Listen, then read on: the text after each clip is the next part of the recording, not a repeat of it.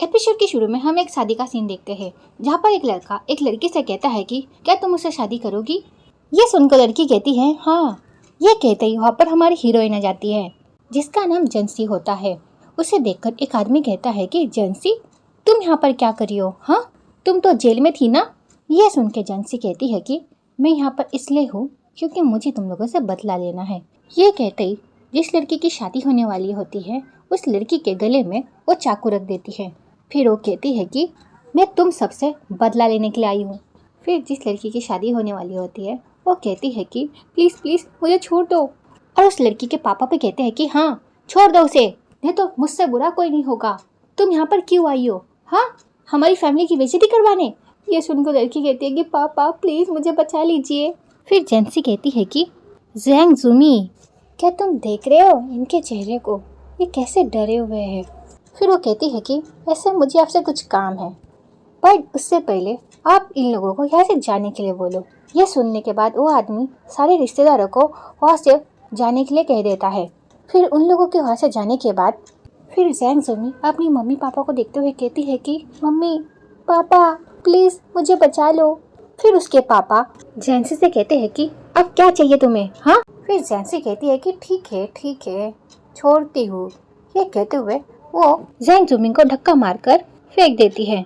फिर वो लड़का कहता है कि तुम यहाँ पर क्या कर लोगी, हाँ तुम यहाँ पर हमारा कुछ नहीं बिगाड़ सकती, समझी। ये सुनने के बाद वो अपने बैग से कुछ निकालती है जिसे देखकर सबकी हवाएं निकल जाती हैं और सब लोग काफी ज्यादा डर जाते हैं। फिर वो सबको देखते हुए कहती है कि क्या हुआ, अब तुम लोगों को डर लग रहा है। फिर जेंसी ज़ैंग ज़ुमी से कहती है कि क्या हुआ, अब तुम्हें डर लग रहा है, हाँ पहले तो तुमने मेरी जिंदगी बर्बाद कर दी, मुझसे सब कुछ छीन लिया, मेरे पेरेंट्स, मेरा मंगेतर, उसके बाद तुमने समाज में मेरा नाम भी खराब कर दिया और तो और तुमने अपनी जगह मुझे जेल भेज दिया। और ये सारी चीजें करने के बाद अब तुम्हें डर लग रहा है। ये कहते हुए उसके आंखों में आंसू आ जाते हैं। फिर वो कहती है कि बस बहुत हो गया, मैं तुम लोगों को नहीं छोड़ूंगी। फिर वो लाइटर जला देती है। फिर वो अपने मन में सोचने लग जाती है मैं अपनी नेक्स्ट लाइफ में अपने मॉम डैड के साथ हमेशा रहना चाहती हूँ। ये कहते वहाँ पर आग लग जाती है और इसी कारण वहाँ पर सब लोग मर जाते हैं। जेंसी मरने से पहले एक इनोसेंट आदमी को वहाँ पर मरते हुए देखती है। यह देखकर फिर वो उस आदमी से सॉरी कहती है और ये कहते ही वो वहाँ पर मर जाती है। फिर हम जेंसी को देखते हैं जिसका फिर से रीबर्थ हो चुका होता है उसके मंगेतर के 20वें बर्थडे के दिन। और जेंसी को अपनी पुरानी सारी यादें याद भी होती है। जेंसी इन चीज़ों को सोच ही रही होती है, इसी बीच उसके मंगेतर के दोस्त जेंसी को देख लेते हैं। फिर वो योंगजे को कहते हैं कि हे तुम्हारी गर्लफ्रेंड आई है। योंगजे जब जेंसी को वहाँ पर देखता है तो वो उसके पास जा ही रहा होता है। इसी बीच जेंसी को अपनी पुरानी यादें याद आ जाती है कि अगली बार उसने किस तरह से उल्टी कर दी थी और वो इन चीजों को याद करके वहाँ से हट जाती है। फिर योंगजे किसी और पर गिर जाता है और उस पर ही उल्टी कर देता है। फिर वो आदमी योंगजे को धक्का मारकर गिरा देता है और योंगजे ने जिस पर उल्टी की होती है वो कोई और नहीं इस ड्रामा का हीरो होता है। फिर जेंसी योंगजे को ऐसा गिरा हुआ देखकर वो हंसने लग जाती है और हमारे हीरो को ऐसा लगता है कि वो उस पर हंस रही है। तो हमारा हीरो जेंसी पर चिल्लाते हुए कहता है कि हे तुम हंस क्यों रही हो, हाँ। फिर वो अपना कोट निकालकर फेंक देता है और जेंसी को काट देते हुए कहता है कि जाओ मेरे लिए नया कोट खरीद के लेकर आओ। यह सुन के जेंसी कहती है कि क्या, पर मैं क्यों जाऊँ, हाँ तुम मुझे इस तरह से ऑर्डर कैसे दे सकते हो। तो हमारा हीरो कहता है कि तुम उस लड़के की फ्रेंड हो ना। तो जेंसी योंगजे को देखते हुए अपने मन में वो सोचने लग जाती है कि वो अपने इस लाइफ में ये गलती फिर से नहीं करेगी और वो उन सब से बदला लेगी जिन्होंने उसकी लाइफ खराब की थी। फिर जेंसी हमारे हीरो को इग्नोर करते हुए वहाँ से चली जाती है। फिर जेंसी को वहाँ से जाते हुए देखकर हमारे हीरो के सर में काफी ज्यादा दर्द होने लग जाता है और उसे अपनी पिछली लाइफ की कुछ बातें याद आने लग जाती है और उसे याद आता है कि एक लड़के ने उसे सॉरी कहा था। इन बातों को याद कर उसके सर में काफी दर्द होने लग जाता है और उसके बाद वहाँ पर उसका मैनेजर आ जाता है। फिर हमारा हीरो कहता है कि पता नहीं मुझे ये क्या हो रहा है, पर उसे देखकर मुझे कुछ बातें याद आ रही हैं। फिर उसका मैनेजर मजाक करते हुए कहता है कि कहीं आपको वो पसंद तो नहीं आ गई। तो हमारा हीरो उसे गुस्से में देखता है। फिर ये सीन यहीं पे कट होता है। फिर हम जेंसी को उसके घर में बैठे हुए देखते हैं।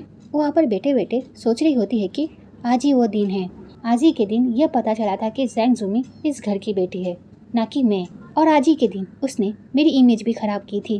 फिर जेंसी अपने मन में ही सोच लेती है और जैंग जुमी से उन सब का बदला लेगी जो सब उसने उसके साथ किया था। और इन बातों को सोच ही रही होती है। इसी बीच वहाँ पर उसके मॉम डैड आ जाते हैं, जिन्होंने इतने सालों तक उसे अपनी बेटी समझकर पाला होता है। वो अपने साथ जैंग जुमी को भी लाए होते हैं और डीएनए टेस्ट रिपोर्ट भी लेकर आए होते हैं। फिर जैंग जुमी के पापा जैंसी से कहते हैं कि आज हमें पता चल रहा है कि तुम हमारी सगी बेटी नहीं हो, और तो और हमें अपनी सगी बेटी मिल गई है, तो तुम इसी वक्त हमारे घर से निकल जाओ। ये सुन के जैंसी उनसे कहती है कि कॉन्ग्रेचुलेशन, कि आपकी सगी बेटी आपको मिल गई है। फिर जैंसी जैंग जुमी से कहती है कि अब तुम्हें तुम्हारी मॉम डैड मिल गए हैं तो तुम मेरे मॉम डैड के बारे में मुझे बता दो। ये सुन के जैंग जुमी के पापा जैंसी पर चिल्लाते हुए कहते हैं कि कितनी नासुकरी लड़की हो तुम, हमने तुम्हें इतने सालों तक पाला पर तुमने तो कभी मुझे अपना डैड माना ही नहीं। ये कहते हुए वो जैंसी को थप्पड़ मारने जा ही रहे होते हैं, तो जैंसी उन्हें रोक देती है और कहती है कि खबरदार मुझ पर हाथ उठाया तो अगर आपने ऐसा कुछ किया तो मुझसे बुरा कोई नहीं होगा। ये सुनकर तो जैंग जुमी की पूरी फैमिली शॉक हो जाती है। फिर जैंग जुमी की मॉम कहती है कि जैंसी तुम इसी वक्त हमारे घर से निकल जाओ। फिर जैंग जुमी अपनी मॉम से कहती है कि मॉम आप जैंसी पर गुस्सा मत करो, आखिरकार ये भी तो मेरी बहन जैसी है ना, तो आप इसे कुछ दिनों तक यहाँ पर रहने दो। यह सुनकर उसकी मॉम कहती है कि बेटा तुम कितनी अच्छी हो जो तुम इसे यहाँ पर रहने के लिए दे रही हो। ठीक है, अगर तुम ये चाहती हो तो हम इसे यहाँ पर कुछ दिनों के लिए रहने देंगे। यह सुनकर जैंग जुमी काफी खुश हो जाती है। फिर जैंग जुमी जैंसी से कहती है कि सिस्टर क्या तुम मेरे साथ बाहर चलोगी? तो जैंसी अपने मन में सोचती है कि कितनी अच्छी तरह से एक्टिंग कर लेती है ये। फिर जैंसी कहती है कि हाँ क्यों नहीं, मैं तुम्हारे साथ जरूर चलूंगी। फिर हम उन दोनों को एक रेस्टोरेंट में बैठे हुए देखते हैं। फिर जैंग जुमी जैंसी को पानी देती है पीने के लिए। उस पानी को देखकर उसे अपनी पुरानी बातें याद आने लगती हैं कि किस तरह से उसने उस पानी में नशे की गोली मिलाकर उससे पिला दिया था और उसके बाद किसी आदमी को उसे बेच दिया था एक रात के लिए और फिर उसकी इमेज खराब कर दी थी। इन बातों को याद कर कर जैंसी जैंग जुमी से कहती है कि तुम्हारा बैग फटा हुआ है। यह सुनते ही जैंग जुमी अपने बैग को देखने लग जाती है और इसी बीच पानी का गिलास बदल देती है। फिर जैंग जुमी कहती है कि नहीं तो बैग तो ठीक है, बैग तो फटा हुआ नहीं है। तो जैंसी कहती है कि शायद मुझसे ही देखने में गलती हो गई। यह सुन के जैंग जुमी को गुस्सा तो आता है पर अपने गुस्से को पीकर और कहती है कि कोई बात नहीं, ऐसा तो होता रहता है। ये कहते हुए वो पानी पी लेती है और जैंसी जब पानी पी रही होती है तो जैंग जुमी उसे देखते हुए हंस रही होती है। फिर जैंग जुमी बेहोश हो जाती है और जैंसी उसे देखते हुए स्माइल कर रही होती है। फिर हम जैंग जुमी और जैंसी को एक होटल रूम में देखते हैं। फिर जैंग जुमी की आंखें खुलती है और वो अपने आप को एक होटल रूम में पाती है। फिर जैंग जुमी खुद को देखती है और वो डर जाती है। फिर वो जैंसी से कहती है कि ये सब क्या हो रहा है? फिर जैंसी कहती है कि अरे तुम इतनी हैरान क्यों हो रही हो? क्या तुम भूल गई आज तुम यहाँ पर अपना कर्जा चुकाने के लिए आई हो?